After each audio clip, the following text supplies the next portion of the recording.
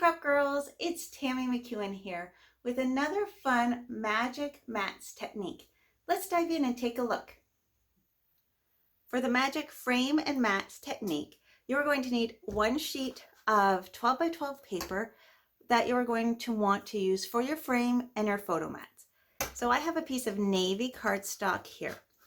And what we want to do is we want to create a 3/4 of an inch frame around the outside of this paper, and then we're going to use the center of the paper to create our magic mats.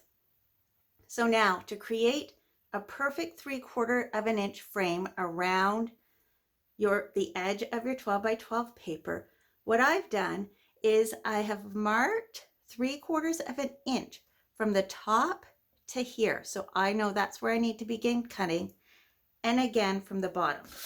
So if you look at your housing unit of your 12-inch trimmer, there's a little white line here.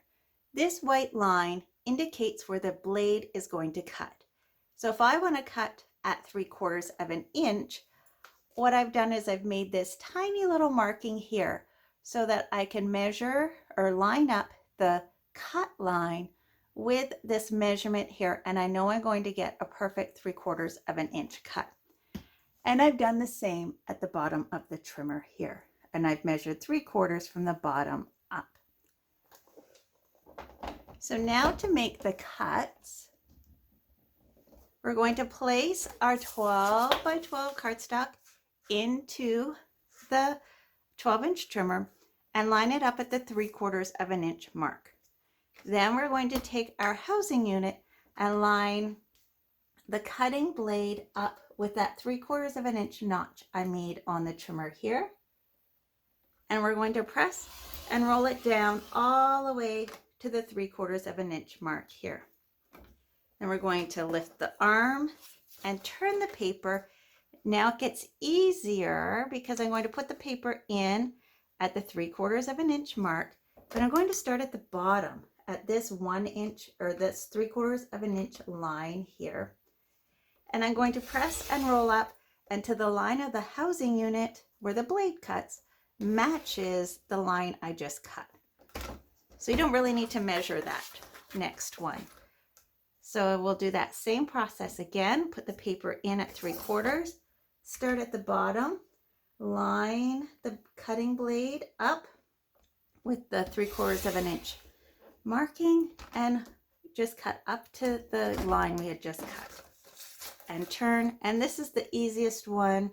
We put it in at the 3/4 of an inch mark, and we're just going to line up this housing unit blade line with this cut line and cut all the way to the bottom.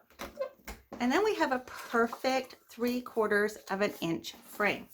So we'll set that frame aside, and now we want to just make sure to get the 4 1/4 by 6 1/4 perfect mat that this is 10 1/2.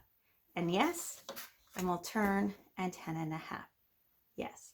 So the idea is to create a 10 1/2 by 10 1/2 square.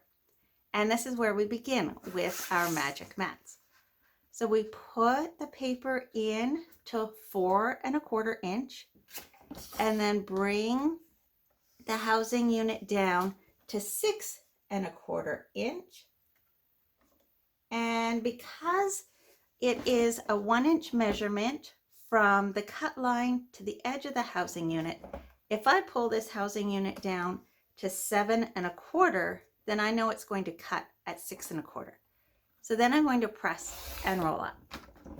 And then I'm going to turn my paper counterclockwise, put the paper in at 4 1/4, and I'm going to come down to 6 1/4, and that's right where this line that we just cut is. And I'm going to press and roll up. And there's our perfect 4 1/4 by 6 1/4 mat. We're going to turn the paper again, put it in at 4 1/4 and roll up. And there's another 4 1/4 by 6 1/4 mat. And again, put this in at 4 1/4 and roll up. So you're always putting your paper at 4 1/4. You're always cutting up from 6 1/4, and you're always turning your paper counterclockwise.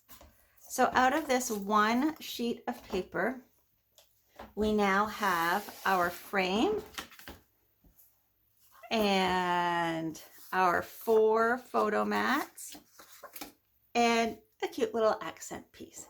So what can you do with this? Let's take a look. So this is super fun for a 1-page layout. So we have, this is the new denim paper from Creative Memories. And we can add in our photo mats here.